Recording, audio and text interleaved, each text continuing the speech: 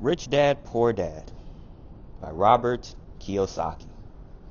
That's the first book I read that helped me open my mindset, expand my knowledge more into what America is really like, especially with capitalism and living in a capitalistic economy. You should definitely read that book. I believe that's a great first read because it really gives you an inside scoop on how America really runs, how it operates. And this guy is old. Yes, he is old. He's talking about this stuff, and even he knew it because he grew up in 60s and 70s era, being a teenage young adult, the 60s and 70s, and just through his experience, realizing and breaking down the education system and how it's pretty still relevant to today is insane. What the whole point of it was, how I'm not going to spoil anything too much, but it's definitely going to open your eyes into how, like, really what the real concept of America is. What the real American dream is. What's the real freedom of America, It just really breaks it down.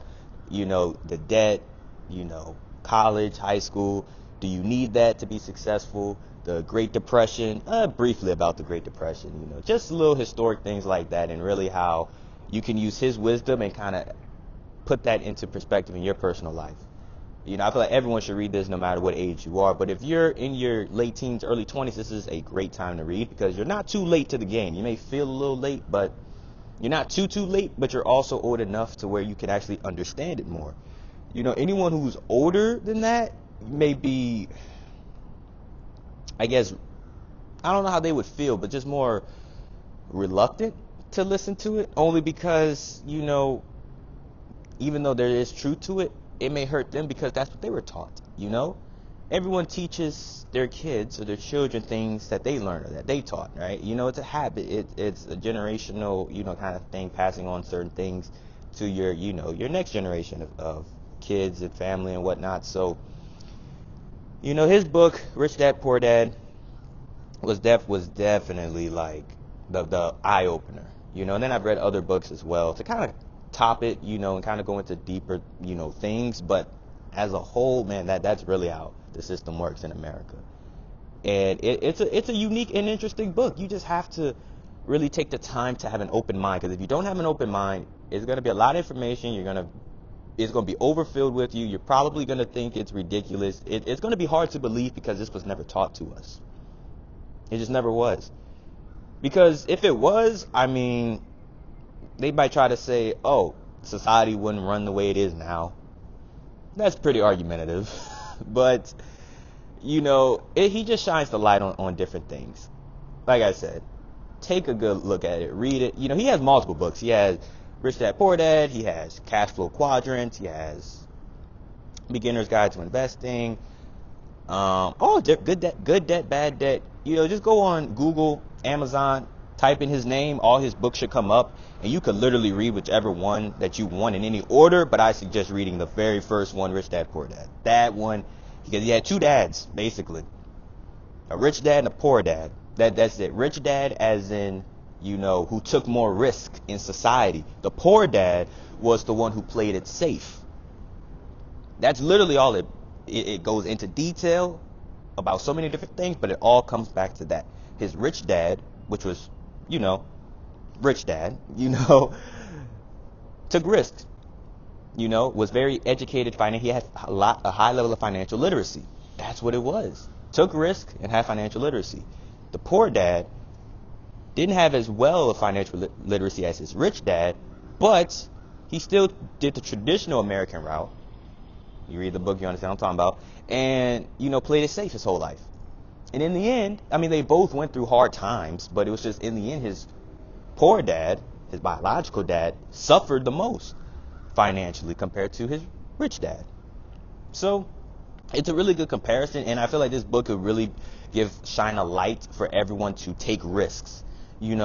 Obviously taking risks in anything it can be hesitant. It can be scary, because certain people, if you tell them, or if they find out some way, they're probably going to try to knock it off, because the only way they'll try to tell you not to do it is if they can't see themselves doing it. That's what it really comes down to. If they can see themselves doing the same thing you're doing or not. If they can't, then they probably are going to be reluctant of you doing it. It's all about energy flows. But that book will really make you think, you know what, I should take risks. It's a real eye-opener book. I enjoyed it. I feel like one day I will reread it for sure. Voice crack, for sure. Just to get like another recollection of it, and just to rehear it again, just like as a reminder, because I feel like, man, that book is really like, it's really eye-changing. And it's not that long of a book. I feel like it only has, I think, I forgot, like maybe 200 some pages, honestly. Yeah, about 200 some pages. It's not that long. It's honestly a quick read. If you actually have a reading schedule, it's probably a quick read. It shouldn't take you too long. Heck, you could do one chapter a day, honestly, and that's enough time to dissect that knowledge. And there should be, in the book, there should be a notes page where you could take notes and bullet points on what you read in the previous chapter, and just look over that. Look over the title of the chapter, the key points that stood out to you. Heck, you could read. So if a certain thing stood out to you, go to the end of the chapter, however long that is, and just jot it down so you don't forget, and have to go back. So that's one thing about his. I don't know if all his books are like that, but a few of his books are like that I've read. So that's just a great thing, and something very important to take into consideration, because we have the resources that these people, because back then I don't think they had financial literacy books. I don't think, now that I'm aware of. So the fact that these people are willing to share some sort of knowledge with us, and their books are selling on all different types of websites, especially Amazon. So why not take the time to spend your money on something productive that really could be a game changer for you, mentally, physically, spiritually, whatever the case is. It could be anything, any book that can help elevate your life for the better. All right, that's the end of this video. I hope y'all enjoyed it. Comment, like, subscribe. Comment down any other future videos you may want to see. Let me know if this resonated with you. Let me know if there's any books that you have read that has, maybe helped you look at certain things in your life or in life in general from a different perspective. Turn on your post notifications, that way you get notified every time I drop a video. And until next time, I'm going to see you on the next one.